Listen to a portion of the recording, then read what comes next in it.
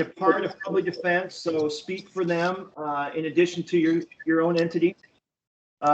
Everything that happens in this meeting is fully shareable outside of it too. It is being recorded and posted, so certainly keep that in mind, and feel free to turn your video off or your sound off as you need to do things. So that's certainly fine. And then we're certainly optimized deciding and acting. That's the work part of the group. Billy, could you say that last part again? I couldn't make out what you were saying. Yep, we are optimized for deciding and acting. That's the work part of Workgroup. Oh, okay. We're definitely accomplishing a number of goals. Last time we met, we had postponed discussion. There was no motion, but we were discussing the supervisor to attorney ratio. And the two things that we were sort of considering, how would this work for a consortium, and what is the minimum number of FTE that would require supervision? That's sort of where we left off. So with that, feel free to continue that discussion and or submit a motion. Cott, you have your hand up. Thank you. Hopefully you can hear me. Yep, we can. Thank you, Cott. Good. I think we need to break this in two. The supervisory stuff for a office is substantially different than a consortia. Okay. In an office, you can have people switch in and out of supervisory roles. Figure out why I can't hear. I can hear somebody saying that they can't hear. Sorry, Cott, go ahead. In a office, you have people that can switch in and out of supervisory roles. You don't have conflict issues with non-offices, and consortia is the easiest one to talk about, but also for individual, the contracted attorneys, there's conflict issues. Supervisors can't switch in and out of clients. Ultimately, as I reflected on this, as my job as head of MCAT, I'm touchy on conflict issues, as just talking to various attorneys in my consortia about issues that are going on. Also with consortia, you have folks, lots of folks who are not full-time. So, and just using a number, if 1 to 10 FTE works for a office, it probably doesn't work for a consortia, because you're talking 15 or 20 different attorneys. And the time needed is different.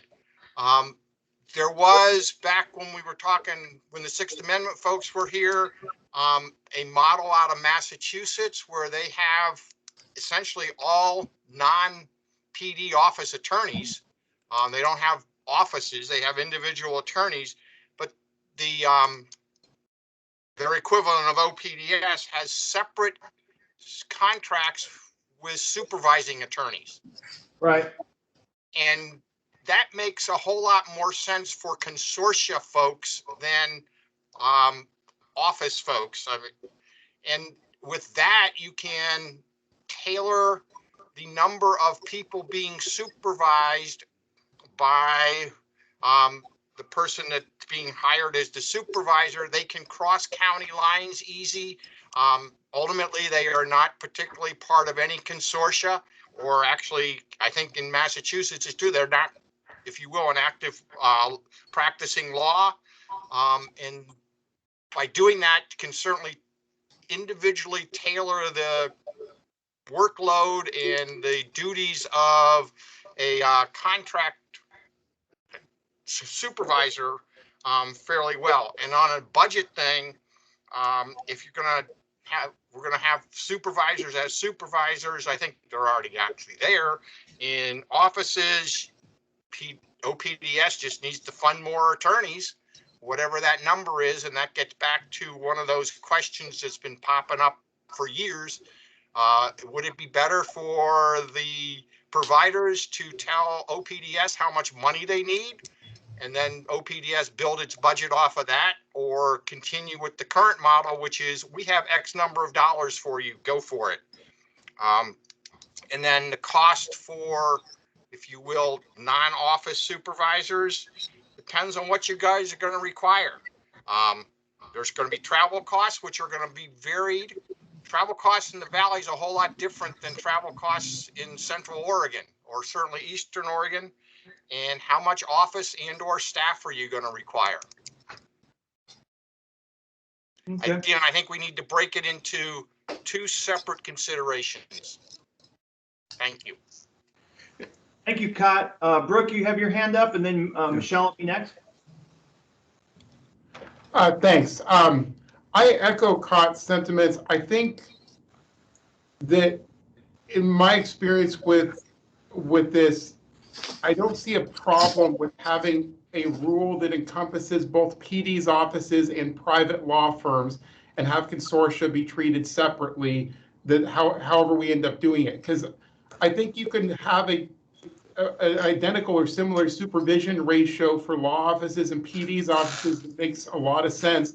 Whereas for consortia, it seems like what you really need is building in an administrative cost where part of the administrator's job is responding to feedback and comments. But it's not exactly supervision because they're independent contractors. It's more collecting those comments and then following up as is appropriate. And you may be able to get away with far greater than 10-to-1 ratio when you're just following up on comments than you would at my office when you actually have 10 people and your bar license is at stake because they're your subordinates and it's your job to follow up with them and make sure that they're doing what they're supposed to and hire and fire. So I think that we should adopt a ratio that's consistent for public defenders' offices and law firms and have some sort of different administrative build-in for consortia. I don't know if we're ready to make that in the form of a motion yet, but that's kind of what I'm proposing. Okay.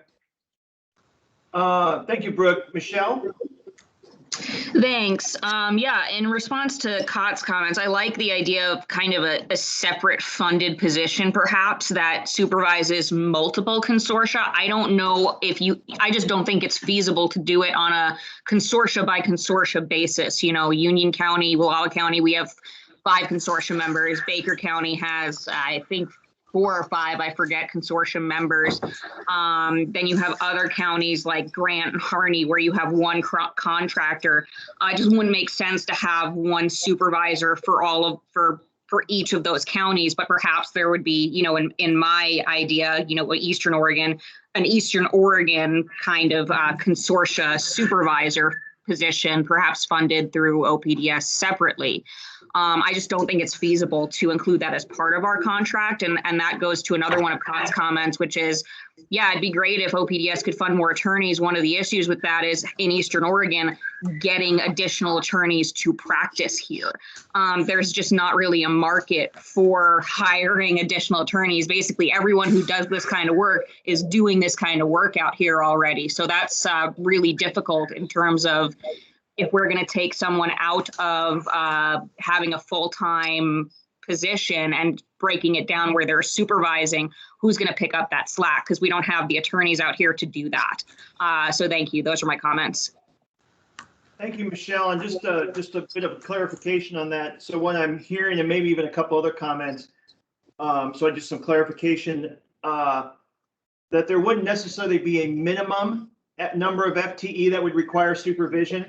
It might be a consolidation instead. So if you had a number of firms or several consortium in an area, but they were only 2 or 3 in each consortium, or maybe several law firms, maybe you would have just one person that would be a supervisor for a number of entities potentially. Is that what I'm kind of hearing? Yeah, that was my suggestion. Yeah, sorry if I'm not putting it into the best words, but that's what I was going for. Yep, thank you. Mark, you have your hand up. Oh, and Chris, I'll get you next. Sorry, I see your hand. Mark, you're on mute. I think we have to be really careful of calling a consortium person that administering the contract a supervisor, because that automatically infers some type of language that you're in control over the work product that's happening with the attorneys. And I think, at least from my opinion, I think we would need to call it more just contract administrator, not lump it into supervisor. I think that was our intent too, Mark. Thank you, to make sure that I could very much see those being two different people. Let's see, Chris, and then John. You. Yeah, that's my same concern as what Mark just raised. I mean, are we talking about an administrator, contract administrator being synonymous to a supervisor? You know, I think most of us now probably in this group are contract administrators. One of the things that I mean, I think this is going to get more complicated than we think, even though there's a lot of small consortiums such as ours. We're actually kind of a hybrid. We've got a law firm of 3 attorneys. That's my office. And then we've got 3 other attorneys, and we're all into one consortium. I'm the administrator.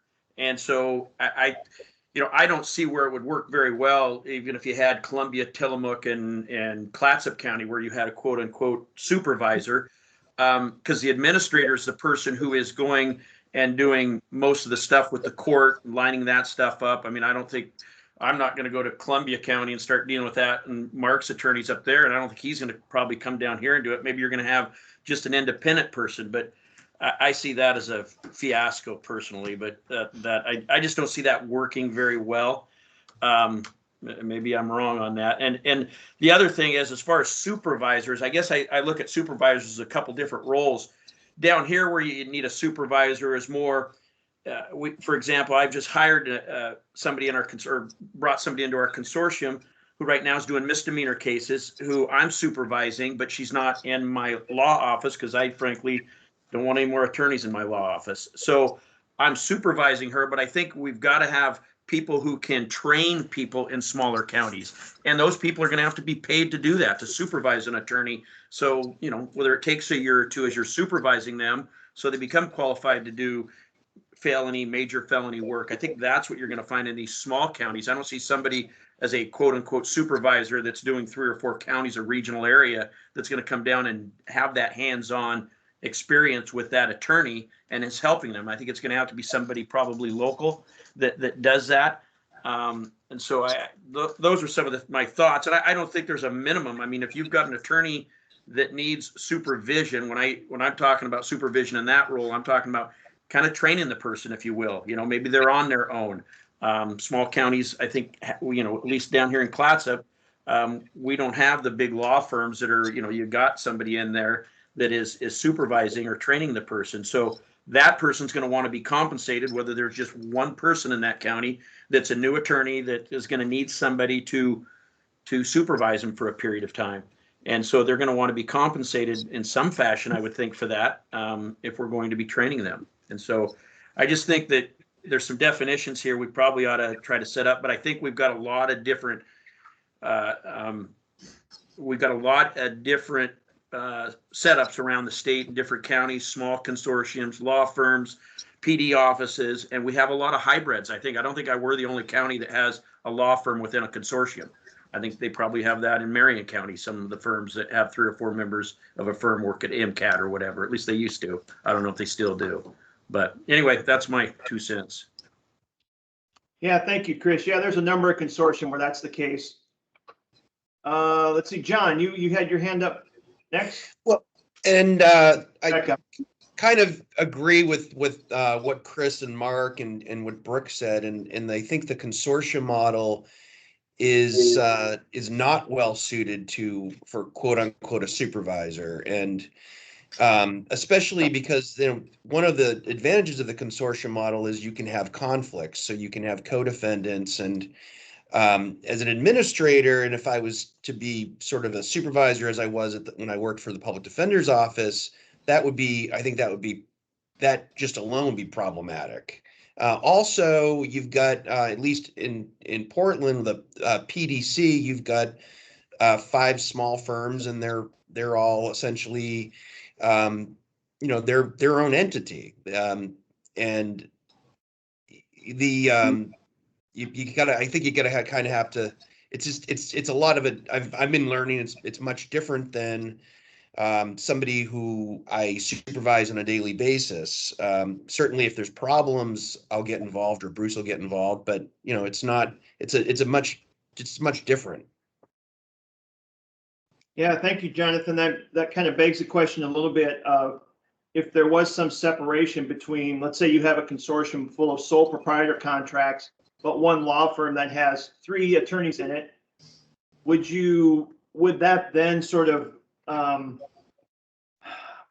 would you end up with then a minimum amount? So in other words, if you have less than 3 attorneys in a firm, you wouldn't need a supervisor in the firm if they were standalone. But if they were part of a consortium, would you require it? Could we simply say, when we talk about firms and PDs, we would talk about a supervisor ratio, but when we talk about sole proprietor, a consortium's with sole proprietors, then the sole proprietors would have maybe 1 attorney supervisor that's independent. So just some thoughts around some of the things I'm hearing. Rebecca, and then Jack next. Thank you. So one of the things that I think we need to be careful of is what Mark said, which is definitely that talking about being a supervisor. I know that many of the people that are in my consortia, which is, you know, only has like 9 attorneys in it. In Clackamas County, we do juvenile work, but many of them used to work for bigger companies, the DA's office, things like that. And they left because they didn't want anyone to be the boss of them other than them. And so they start their own business and they're engaging in this contract. And I think what we're going to have to do is balance OPDS's relatively reasonable desire to say, look, if we have a problem attorney out there, someone needs to be looking at them. And, you know, I know that there have been issues even in our county where, you know, you have an attorney and because they're in a consortium and they work for themselves and the administrator's like, I'm not the boss of that attorney, right? Like that attorney works for themselves. So I think that OPDS has historically had concerns about that and wanted the ability to address those concerns. And so I think we need to find a way to balance it without saying I'm the boss of you. Like I have a law firm and I am the boss of my associate attorneys in my law firm. And I think one of the problems you're going to have if you start hiring like outside people to supervise, so to speak, these consortia and these individual attorneys is you're going to get a lot of resistance from them. Right now, I have a really good relationship with all of the attorneys in my consortia. I'm the administrator. And so they kind of do accept me as, I call it a quasi boss. I'm very careful never to say I'm the boss of you, but we have set up a discipline structure and an attorney agreement. I had an attorney that was suffering from some issues that she was addressing, but that caused her to be regularly late for court. And so the court needs someone that they can call, hopefully not OPDS. So they call me and they say, hey, this needs to be addressed. And I can help manage things like that. But I'm not technically the boss of her, but I have an agreement that says that I can manage that. And so what OPDS is doing is funding me half-time as an administrator, and I only take on half a caseload so that I have time to supervise attorneys and train.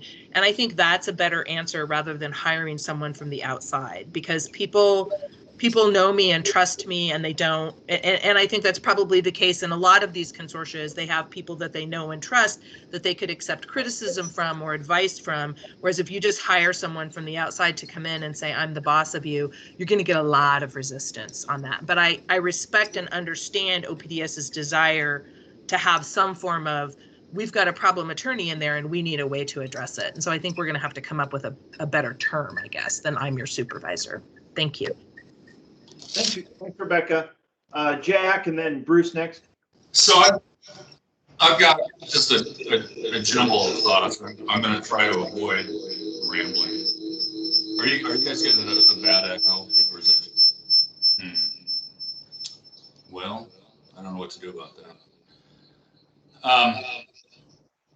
Oh, Jack, it's showing you on here twice. Yeah, that's the problem. Are you also on the phone? No, I hit something that clicked me off, and Can we? you know what? Let me get off and see if I can get back on if that works. Oh wait. How about now? Is that any better? No, do you have two browsers open? Maybe. Go on to somebody else. Let me see if I can figure this out, all right? Bruce? So I think we're maybe talking about two different things, but certainly as a contract administrator, I have a lot of contract compliance that I'm concerned with. And a lot of that, I mean, our court manages to email me at the drop of a hat. This attorney showed up 5 minutes late. I don't fucking care. Your judge showed up 15 minutes late. I mean, who do I email when that happens? People get there, they do this stuff. There's a lot of that, but then there's certain contract compliance things I see or clients call in, and the administrator obviously deals a lot with that, and then just managing schedules. But the other part of it is maybe having these resource attorneys. You know, the bar has a mentoring program, and that's pretty valuable for young attorneys. We've got a bunch of newer attorneys out here, and we assign them mentors. And as the administrator, I work with them pretty regularly. We sit down and meet once a week at least. But I would think they could benefit at the OPDS level or regional level from a resource attorney. And that's an attorney that they can go to and bounce stuff off independently of their consortia. And maybe that's an attorney that can travel around and has a level of expertise that would be useful to any number of people in consortia, which you can't always get. We try to mimic that here by sitting down and going over case issues with our new attorneys. But again, confidentiality issues sometimes it's a delicate tightrope walk there. So maybe we called it a resource attorney rather than a supervisor. And I think that's what the Massachusetts model is. They sort of have these regional resource attorneys who work with any group of younger attorneys. Thank you, Bruce. Jack, are you ready yet? Well, I had to call in my ID department, and I think I got it fixed now. Does that sound better? You're good. Yes. And then Autumn next. All right. Go ahead, Jack. So listen, the first thing I want to say is I'm all in favor of the concept of having supervision. I mean, that's just a given. We've been needing to do that forever, and a lot of us have. And I think it'll work in the urban areas and with the big firms and public defenders and stuff. I have a hard time understanding how it's going to work with individuals or consortia, honestly. Having somebody outside a firm or outside a person's office, I just don't get it. And I can't help myself. I have to make this observation. It seems like we're responding as well as I know OPDS has to. We have to respond to the things that were said in the legislative fiscal report and that kind of thing. But I think, how do I want to say this? We just can't jump that high, perhaps. And I'm trying to articulate this in the best way I can, but I got to tell you, I was a little entertained by the fact that we've got the new materials in the packet, the best practices, and where that came from and the date. It was from 10 years ago from the Quality Assurance Task Force. And, for the last 2 or 3 years, we've been hearing, well, there's been no supervision, there's been no quality control, there's been no oversight. And then we have this report from the Quality Assurance Task Force, which actually did exist. And it says things like, Oregon's statewide public defense system with its state-funded independent nonpartisan commission responsible for all components of public defense services has been identified as a model for the delivery of cost-effective, quality public defense representation. I'm not going to beat this to death, but then there's also a footnote that says there's no inherent incompatibility between quality representation and a statewide system that relies upon a contract model for delivery of public defense services. In fact, a National Legal Aid and Defender Association study cited the Oregon model as an example of a contract system with safeguards in place that can assure quality representation. So, we're responding to what the real recent company line has been, and we've seemed to just have lost track of where we're at. So, and I know that's kind of a stretch to tie it into this conversation, but we just seem to be responding to this idea that everything's bad and everything's broken, and we're on this flying plane and trying to fix it while it's flying, and I just don't see it that way. So hopefully that makes sense to some of you. I don't know. If it doesn't, that's my bad. So that's all I got. Yeah, thank you, Jack. Those are great points. Autumn?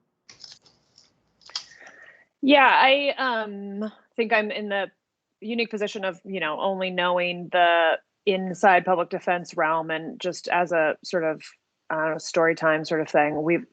MDI in particular has always kind of been very light on the amount of supervisors that we have via attorneys. And when I started, we really had an executive director, and kind of maybe Kate Willem was sort of a supervisor, although not particularly in that role. So, and it's kind of grown over time. And MPD has always had way more supervisors, and to the degree that we kind of think it's excessive overkill from the MDI perspective.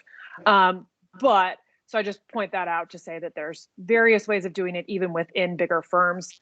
I know that the complications of smaller places and consortia is been the focus, so I've kind of stayed out of it. But I do want to point out that I said this before when we first started talking about this, based upon feedback I got from basically heads of agencies up here.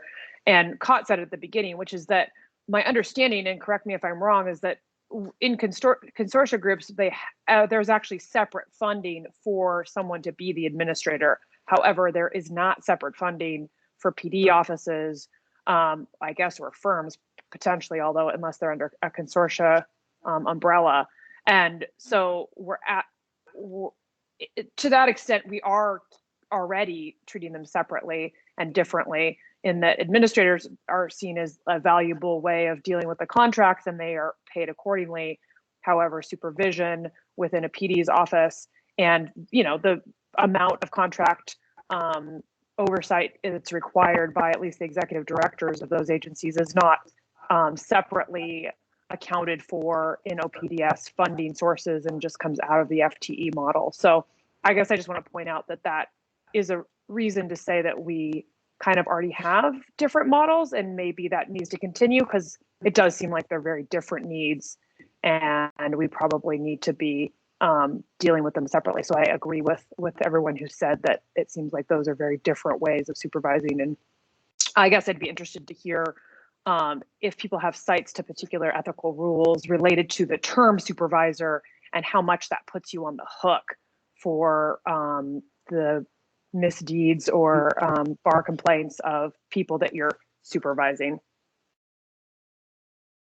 Thank you, Autumn. There's a couple of hands up, but I want to make sure. I don't see John Hamilton up here. John, are you on? I don't think so. And then Todd, I just wanted to make sure I gave you an opportunity to speak before we sort of started looping back around to other people.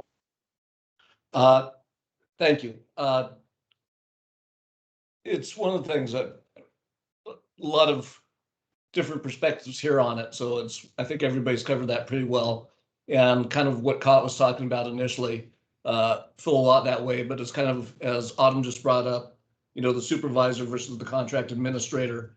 So it's one of the things, like with our consortium, we have the contract administrator who does the training, the hiring, the quality assurance, pretty much our HR problems that we've talked about, does the mentoring, and at the same time as liaison with the courts, does case equalization, and then the contract compliance. So that's all part of the contract administrator, but Same time, certain parts of that fit under that supervisor umbrella, because a lot of that is supervisory stuff, but not necessarily at the case level.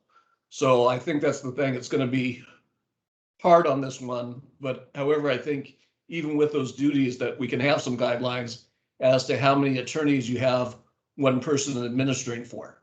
So whether it's 10 attorneys or, for an equivalent FTE versus 20, do you need another, FTE to basically administer, supervise that? I think that those kind of guidelines would be helpful. And that's all I got. Thank you, Todd. I see, Michelle, you have your hand up? Yeah, I wanted to respond to Autumn's comment about her understanding of consortiums and us getting separate administrative funding. I can't speak to everyone's contract, but for Union and Malawa's contract, we were told by OPDS that because we weren't 5 FTE, we are in fact 4.75 FTE. We did not qualify for the 50,000 administrative funding. And so even though we are doing the same administrative obligations, the same need exists, we are not getting any additional funding from OPDS for administration, despite the fact that we are still doing that. And, one can argue, and we did argue, that the difference between 4.75 and 5 FTE is relatively minimal. And so, this contract, at least our contract currently, is not getting any funding for admin. That's a pretty big point of contention for us. And so I just wanted to note that it does, I think it differs contract to contract and based on the FTE of each particular consortium. And I would echo what I think it was Rebecca said earlier about consortium members not wanting a boss and how important that is to have that sense of independence. And that's a big part of being a part of a consortium is, we don't have a boss. The administrator does not have that boss role. And so I just wanted to respond to Autumn's comments and make those points. Thank you. Thanks, Michelle. Yeah, that 5 FT was a hard line in the last negotiation, just FYI. So they're, anyway, just overall. Bruce, you have your hand up, and then Jack next. Bruce, you're on mute. I guess I didn't mean to have it up. I would say that, I guess a good or vigorous board should serve the role as the boss in this in some ways as well. But, I'll lower my hand. All right. No more comment. Any motion?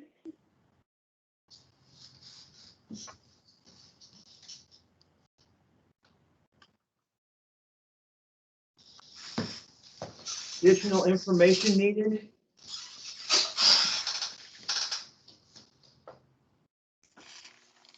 Cott?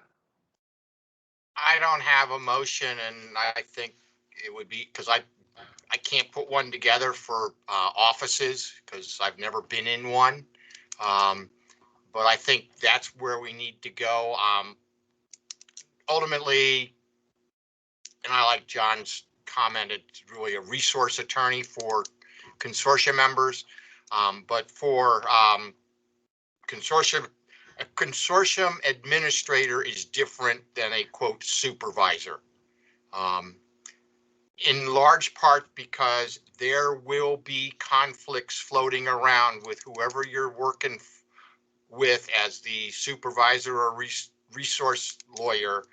And it works if you're not practicing. But if you're practicing as a lawyer, and I think that whoever does this on a consortia basis, they can't be practicing because of the conflicts. They have to just do that. So again, I think it's far easier for offices, and I'm happy to support what those folks think is the best, but I can't begin to tell them what's the best because I have no idea. Thank you, Kat. Caroline, would you be able to speak to what the supervisor ratio is on the PCRP side for the different entities and what?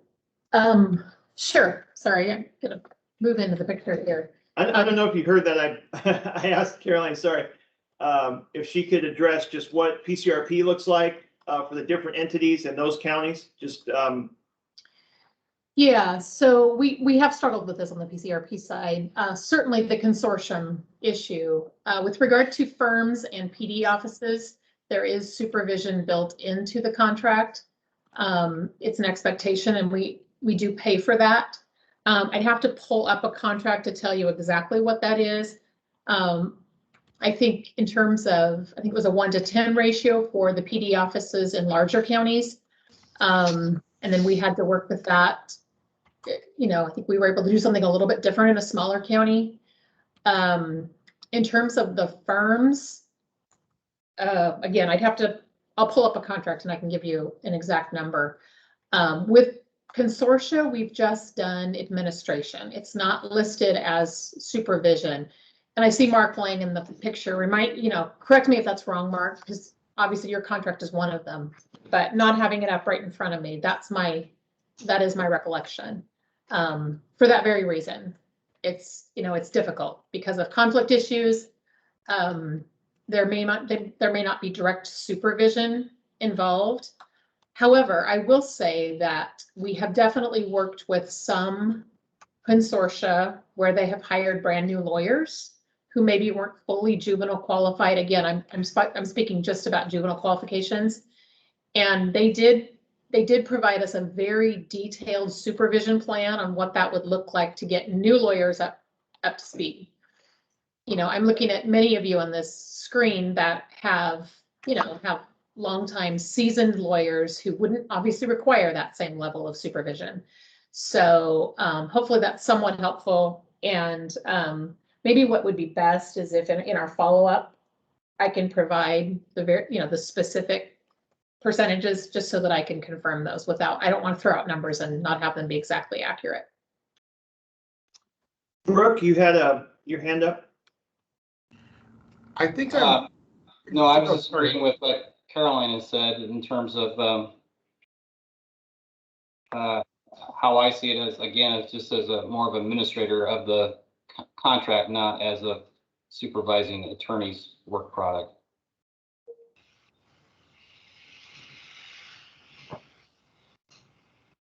Brooke, you had your hand up. Thank you, Mark. Sure. I think I'm ready to make a motion, but before I do that, I wanted to have a quick clarification on something. We had talked a little bit about, I think in our last meeting, about whether an attorney who supervises other attorneys should have a caseload. And I think supervisors are able to be in far better touch with who they're supervising and what their role is if they're taking cases.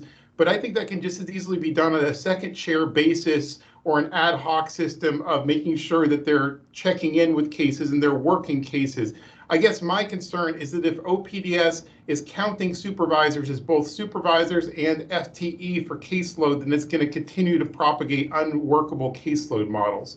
So with that in mind, I think here's what my motion is, that for public defender offices and private law firms engaged in indigent defense, that OPDS fund one supervisor per 10 attorney positions, and that supervisor would not have an independent, that ratio would not include an independent caseload.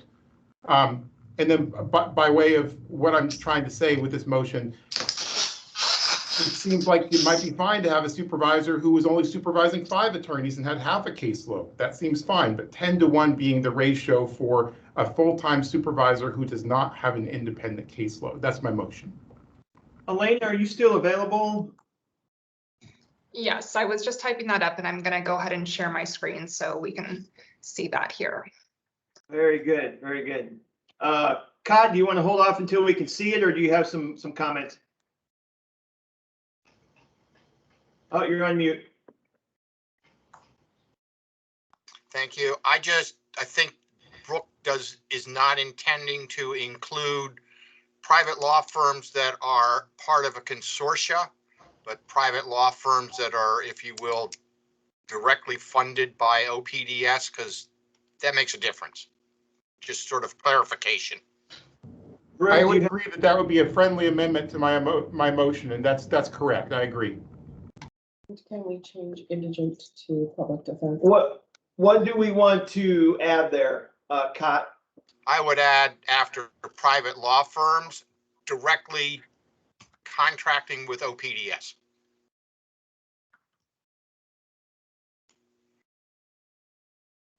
And then we can delete the next 4 words. Yeah. Yeah. I think, and instead of OPDS, it should be PDSC, just because that is the actual contract entity. Yeah.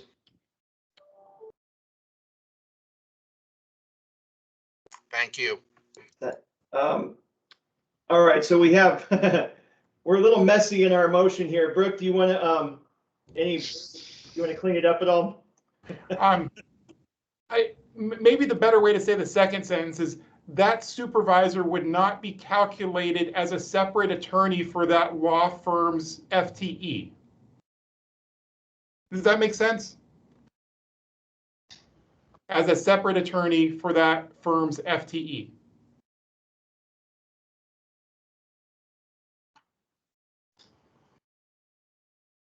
And then you don't need that last sentence as a result. Brooke, it's Cott. Do you want to change firms to contractors? Then it would cover both PD and private law firms. Yes, Yeah. I do. For that contractor's FTE. And it should be apostrophe S. Yeah. Supervisor would not carry caseload. Right, might be simpler. Go ahead, suggestion. I was just thinking maybe it would be clearer to say a full-time supervisor would not carry a caseload.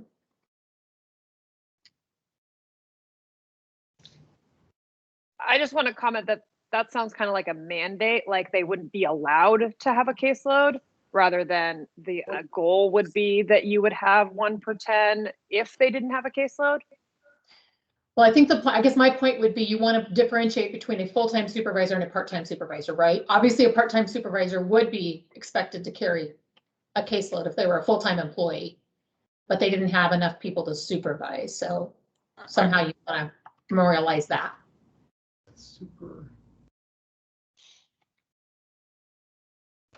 How about this for the second sentence? That attorney's supervisory responsibilities would not be calculated as a separate attorney.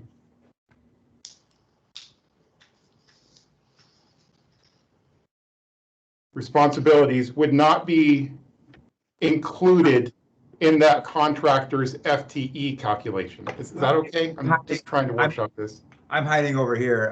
I was thinking something about the sum of supervisory and caseload responsibilities shall not exceed 1 FTE. I like that. A math problem. Yeah, I mean, that's ultimately what you want to get to. Right. Any thoughts on that, Brooke? It's your motion. Can you repeat that, the sum sentence? It would be the sum of, what did I say?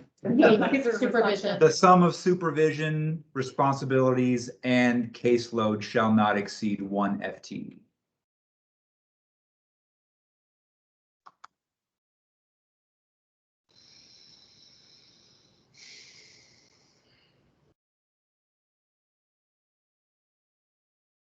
That seems like it's in conflict with that last sentence, though. I would keep that last About to be deleted. I thought that was being deleted.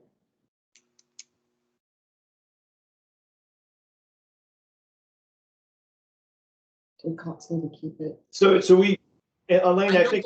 But I'm tripping on this. I heard. Sorry, Billy. I'm sorry, do I need to add something? I think just maybe undelete for a minute until we can look at it. Yes.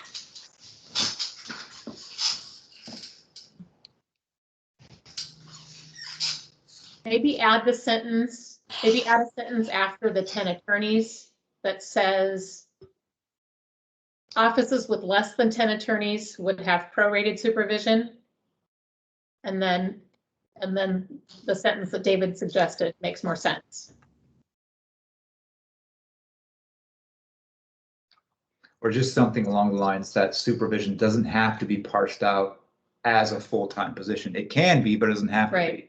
So if you have a group with 10 attorneys, you could choose to have 2 half-time supervisors or 1 full-time supervisor. It doesn't matter, but the amount of caseload would be commensurate with the amount of supervision. This Mark Lang, I just had a question in regards to the 10 attorneys. Is that 10 full-time attorneys, or is that 10 part-time attorneys, or a combination thereof, or? Everything's FTE is what we're making that assumption, and we should probably clarify that. You might want to put that in after the 10. And the 1 probably. Autumn, you have your hand up? Yeah, I was just going to say that I guess when we say it's going to be funded separately, that makes me think it's not included in the standard language of an FTE, because doesn't our contracting have a specific definition about what an FTE attorney is and the amount of money that is allotted for that? And we don't want this to be another one of those that has to be supported by a certain amount of caseload. It's supposed to be an extra one. So I guess when I read the sentence, the sum of supervision responsibilities and caseload should not exceed 1 FTE, it seems to commingle those 2 ideas and makes it, I think that the intent, and Brooke can speak for himself, but was to say that this is a separate position that does not need to be supported by a certain work or caseload. And I don't know if that's clear here.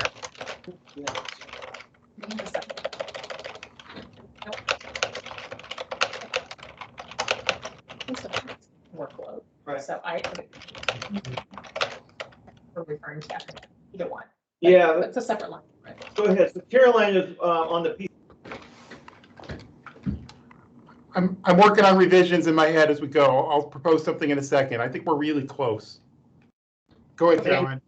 Yeah, to your concern, Autumn, we do have, I understand your concern, but in the matrix for the PCRP contracts, we have a separate line for workload, which is all of the attorney caseload. And then we have a separate line for administration or supervision. So it's pretty clear. I mean, it's all based on FTE, so it is a percentage, but I think it's very clear that we're not talking about, we're talking about 2 separate things, even though both are based on an FTE model, if that helps. It does, so long as that's also included in the non-PCRP contracts, but. Right, it would be at that point, yep. Okay. Cut, you have your hand up? Yeah, just on the first sentence, I think it should be for PD offices and private law firms directly contracting with PDSC.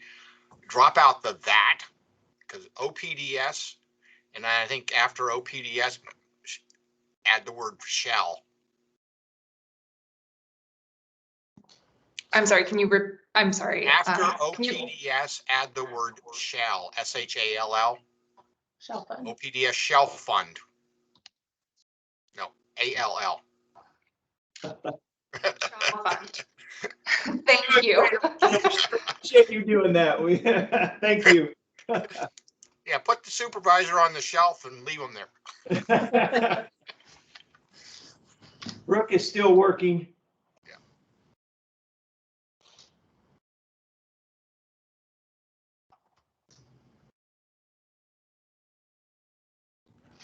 I'm really close. We just need a way to describe both concepts, that supervisory work isn't included in FTE total, but supervisors can also carry a caseload. Maybe it's just what I said. Darn it, Brooke, use English. You got it, Brooke.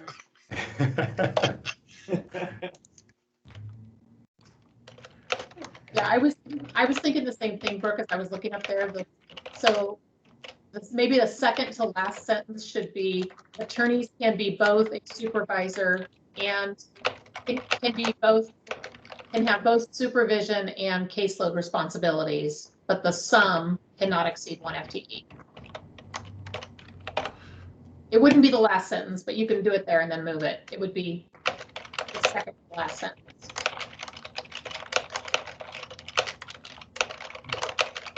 So attorneys can have both, A caseload and supervision responsibilities. can have both a caseload and supervision responsibilities. Yes. Okay, I've got language if we want to take, let me take another stab at this. I it's kind of rewrote it but it's very similar. So let me just read what I have. For PD offices in private law firms directly contracting with PDSC, which is what we have, OPDS shall fund supervisors at the rate of 1 supervisor for every 10 FTE. And then I keep on going. I'll wait for every 10 FTE. 1 supervisor for every 10 FTE. The supervisory work of an attorney. Hold on, Brooke.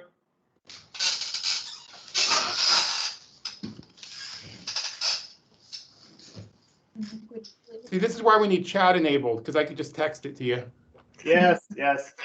But I know it's a public meetings issue, so it's fine. The supervisory work of an attorney would not be included in that contractor's FTE total.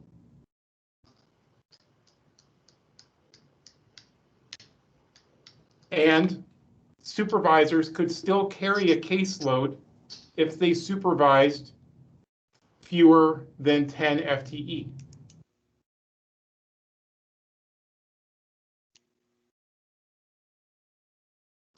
And then, Caroline, if you want your final sentence, then that would go here. The sum of supervision responsibilities and caseload shall not exceed 1 FTE, or maybe it was Autumn. Yeah. Sorry, I lost track of who it was. I'm not sure if that's too bulky, but that does get across all the concepts. A little wordy, but I think For PD offices covers it. and private law from directly OPDS shall fund. Elena, after in the first sentence where it says OPDS shall fund a supervisor. Okay. No, I said supervisors instead of a supervisor because it better puts in the concept of a ratio instead of a set body. Yep. Does it make any more sense I agree. Yeah. to anchor the ratio off of 1 FTE attorney like we did for staff? So it would be 0.1 supervisor to 1 attorney. Does that help us with smaller groups? Because right now it could read as you have to have 10 FTE attorneys. I'm not opposed to that if people want it instead. I just think attorneys aren't very good at math, so I think they'll see 0.1 and not sure what to do. I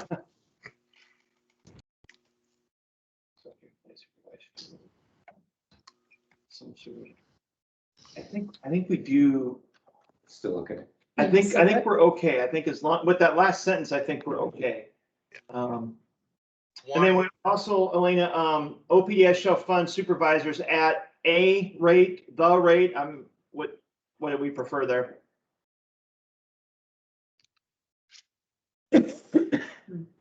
The cut. This second sentence, the supervisory work of an attorney will not be included.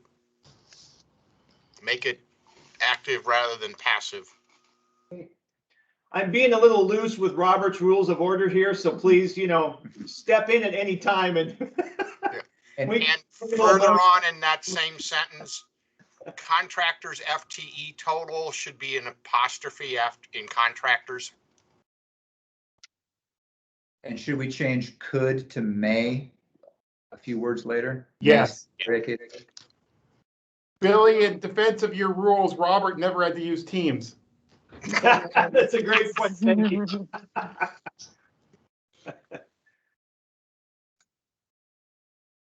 I guess I'm maybe still a little bit confused about the contractor's FTE total. Is that accurate? I mean, their FTE total is always going to include supervision unless they're talking about like that line. All right. We're talking about specific FTE tied to caseload. Okay. Yeah. So yeah. Gotcha. Sorry, I was getting a little bit hung up on that it won't be included in the contractor's FTE total. I think we have to specify caseload total because it is in their FTE total, contract total, right? We're paying separate for it. It's a separate line, but when we roll all the contract funds together, it is part of that FTE. So I think that's important. FTE attorney total. Well, there's still an attorney as a supervisor. I think it's got to say something about caseload. But if it says caseload, does that factor in attorneys who do, say, treatment court? If you include that as caseload and you're fine with that, I don't have any problem with modifying the word FTE to the word caseload before it. Or, Yeah, I think that's fine, Brooke. We have, well, I mean, we can look at the contract, but I believe that caseload would include representation of clients in a specialty court. okay, so contractors FTE caseload total? Yeah, I think that's better.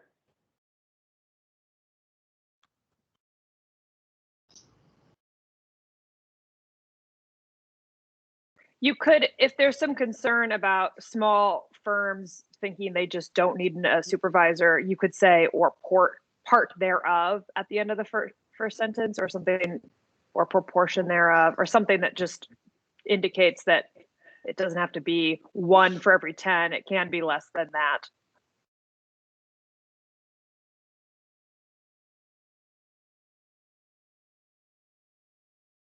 Brooke, any thoughts on that? Can you repeat that thought? I'm sorry. Just at the end where it says at the rate of 1 supervisor for every 10 FTE attorneys, something like, or portion thereof, or part thereof, just so that someone with a 9-person office doesn't think, oh, we don't need a supervisor. Right. I mean, that's a good point, but that actually brings up David's point that it may be far better to say 0.1 supervisor per 1 attorney. Like, I'm right. not opposed to that. Maybe just in ellipses. You could just ellipses that, or I don't know, rather than making it the predominant language. I think either one of those would work for us. If the 0.1 to 1 allows, I mean, that makes for easy math. Cott, you have your hand up? That was what I was going to suggest. 0.1 to 1. Okay. Sure. And then make that 1.0 FTE just to be consistent with our, and then probably a 0.0 on any number that's in there, Elena.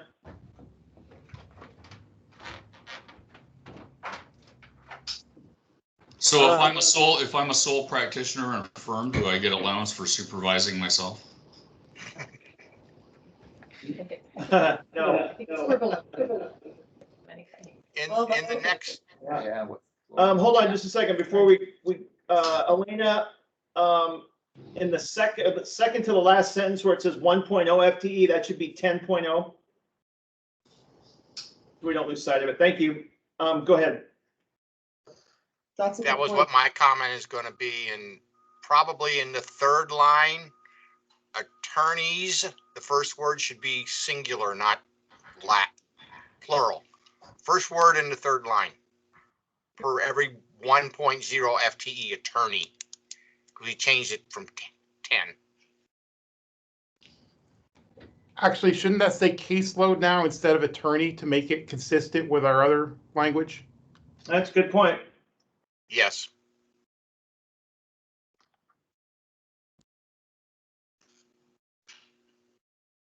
So Caroline, what's the threshold for PCRP?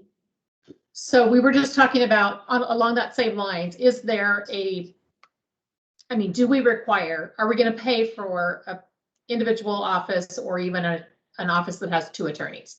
In PCRP, we drew the line at 3. So if you're 2 or less, we haven't been paying anything in addition to just the caseload. So if you have 3 attorneys or more, and I don't believe that was necessarily based on FTE. I think it was if you have an office with 3 lawyers doing the work, then we will build in a percentage for supervision. If there's less than 3, then we haven't been. And would the thought be to make it mandatory at 3 or permissive at 3? Like, do you have to have this with 3? Or OPDS will fund it if you wanted it 3? What's the idea? I do believe it has been, I mean, I say a requirement. I don't think we've had anyone push back on that, like say they wouldn't do it. So I don't know that we've really had to address that, but yes, we're funding it. We are funding to supervise 3 or more lawyers. So then maybe the easiest way to say that then is for PD offices and private law firms directly contracting with PDSC with at least 3 attorneys, comma. Well, and I want to be clear before we go forward that what PCRP is currently doing doesn't necessarily have to drive this definition. We're just sort of laying out what PCRP is currently doing. So feel free to have discussion around that too. We're not opposed either way. It's just that's right. That shouldn't drive this definition. Yeah, we do ultimately want to have similar definitions amongst all of our contracts. But as Billy points out, we can certainly in our next contract cycle, we can change that, but it would likely then apply to all contracts, PCRP and non-PCRP. Any discussion around that?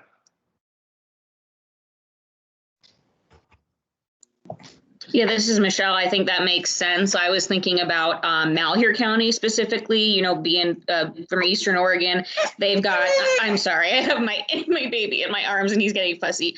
They have, I believe, 4 firms that contract with OPDS directly. I think one of them, Gary Cayuna's firms, has 3 attorneys. Sorry, I'll make it quick. But I was just thinking about them. So I think that with at least 3 attorneys language would make sense for their particular situation.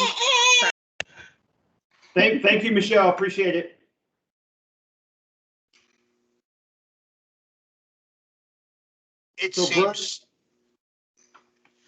It seems there ought to be a lower limit, as Jack said, supervising yourself. Right. Shouldn't be paid for that. So 3 seems to make some gut level sense. And to be honest, that's where we came up with it in PCRP. I mean, there was no science around it necessarily. It was really, when a reasonable group of people get together and discuss it, that's what made sense. I would consider us a reasonable group of people. I don't think we have to vote on that. The other thing, these aren't being written for the rest of the millennium, so presumably we can come back and revisit this in a couple years if we need to. Yeah. I would say that that's likely the case, even with consortia as the structure of our agency starts to develop and mature. I mean, it could be something that we revisit for other entities too. Yeah. All right.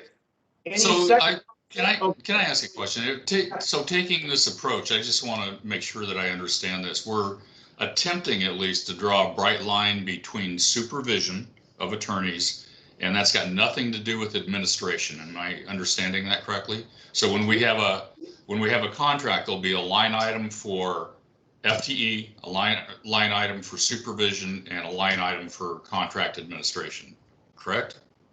No, from CPs, there's no administration. Yeah, sorry. This is Caroline again. With regard to, again, I'm only speaking to how we've been doing this in PCRP. There is some crossover, I will say, between supervision and administration. We do not have an administration line in public defender contracts or firm contracts. They get supervision, the consortia gets administration. So in my situation, this is all just a substitute for the administration where the contract provides for now? Well, administration is a separate topic that we're going to take up at a later time, isn't it? Well, I guess that's what I'm asking. Is it separate or is well, is that's it a not? great point. So when we were thinking along the lines of consortium, then we were really thinking of them as potentially two separate things. It would not have to be the administrator could be separate from the supervisor. You start to move into an entity like a PD or a law firm where there's more than one supervisor, a lot of times, I think of like MDI and MPD and some larger entities, those are also separate from the administrator. A lot of times the administrator is not doing any supervision. They're running the entity. This wouldn't preclude that. I mean, you know, it could include both of those iterations. I understand what Caroline was saying about how PCRP was run, but the purpose of my motion was only to clarify the supervision requirement we're talking about for PD's offices and law firms. I wasn't meaning to target at all whether there would be administrative costs with consortia, law firms, or PDs, because I could see all three of those things still being the thing. So the purpose of my motion is only to discuss supervision at law firms and public defenders' offices. No, I think that's right. I think that there are still costs associated with administration in every entity. It would just be for this purpose, we would specify supervision in each in a PD office and a law firm at this point.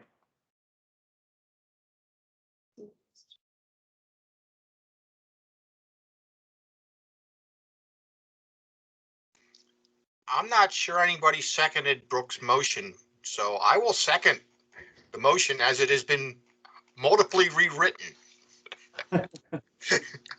Any discussion? All right, let's let me call the roll on this. I'm just going to alphabetically start at the top. Autumn?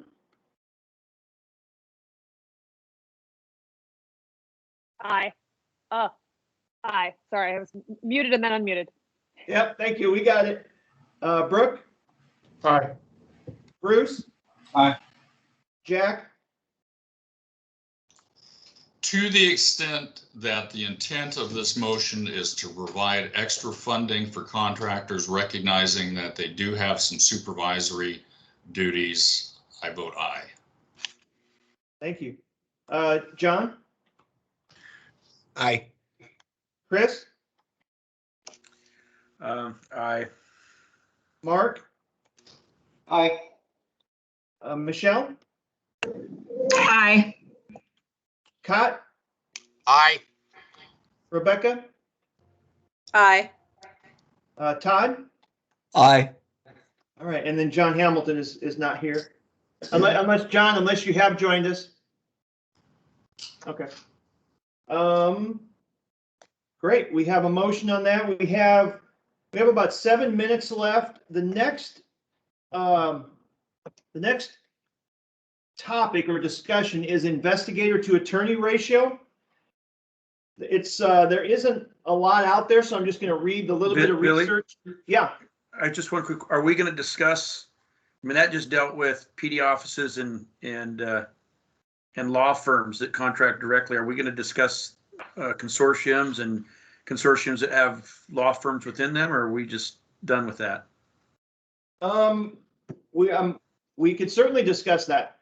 Well, it just seems to me that we've left that completely out. Is that something we're just, I mean, we're a consortium of 6 people and our law firm is within that of 3 people. So there's 6 total.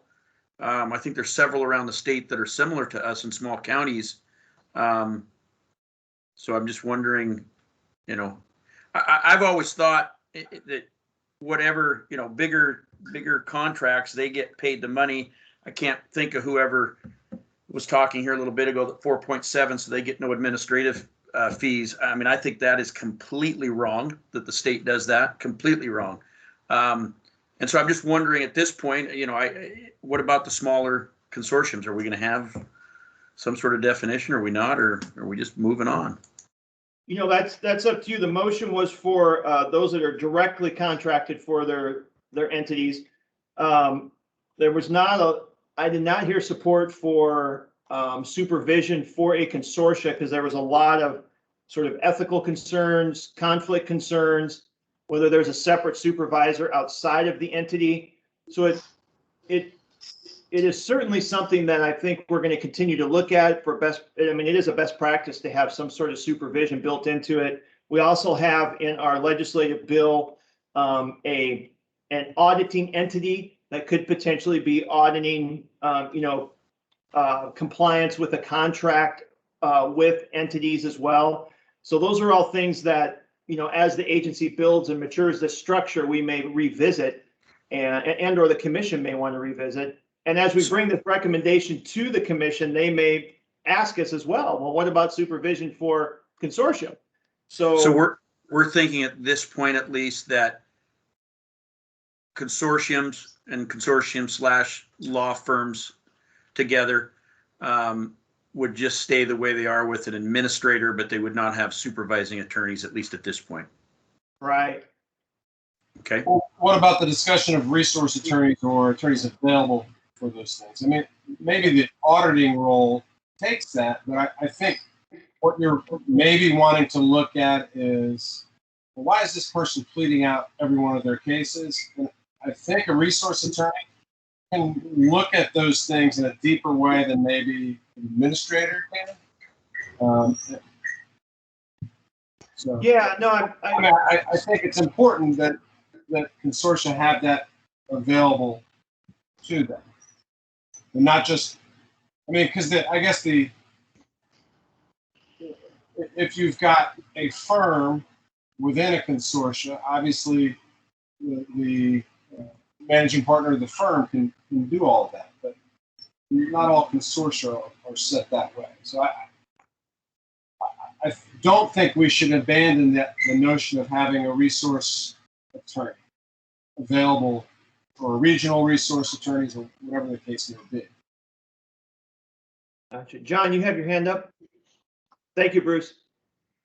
No, I've been thinking about the resource attorney idea. So since Bruce brought it back up, I mean, I think the tricky thing about that is I find when I've worked in other counties, what's usually one of the first things I try to do is reach out to someone who works there all the time, because there's just so much disparity between the rules between even like Washington County and Multnomah County, even though they're right next to each other. And I think the most important thing to have somebody in that kind of position would be somebody who really knows, here's how the rules work here. Here's how this county practices things. Here's how, here's kind of what you need to know, more than why are you pleading out all your cases, so that person would, in sort of almost a mentor role, but they'd really have to know, I think, a lot about what's the practice like in that jurisdiction. Brooke, thank you, John. Brooke, you had your hand up, and then Cott next. Yeah, I'm in pretty strong support of what Bruce is talking about, that there needs to be something additional if there's not supervision, to have it be called a resource attorney or something, in part because it's not accurate to say that's just an administrative cost, because I'm an administrator, I'm also a supervisor, and OPDS should really figure out a way to pay separately for those functions for me, and I think that's also equally true of consortia. So for Bruce's job, he does administrative work like I do, but he also, I'm positive, does resource work every day, reaching out to the courts and talking about particular attorneys and particular things that are going on. And if we're going to continue to have a hybrid model of consortia and law firms and public defenders' offices, I think qualifying that as some sort of resource attorney is pretty essential, because otherwise you're going to be stuck with consortia being the only ones to get administrator funding, and that doesn't seem very accurate. It seems like administrator funding is likely to be an across-the-board thing, and that consortia would instead have a resource attorney function as is appropriate for their size. So I think that's a good idea. We are right at 1 o'clock. I see Cott, Jack, and Michelle have their hand up. So what I'd like to do is just look for a motion to table the discussion. We'll continue it at the next meeting. Isn't that postpone, not table? Oh, thank you. Yes, postpone. Thank you. Two things, Billy. I'll make that motion, but more importantly, what I was going to ask is, because I've been looking off and on during this meeting for the Massachusetts model. Could somebody find that? Because I think that's a good thing to look at. Okay. I'll do that as well. I'll find that. Or if you find it too, Cott, ship it over. I will. Erica, I know Erica had looked at that, and she may provide that as well. All right, and made a motion and a second on that. I got it. All right. Thank you all for your time. Appreciate it. We'll start the discussion back up in 2 weeks. Thank you. Great job today.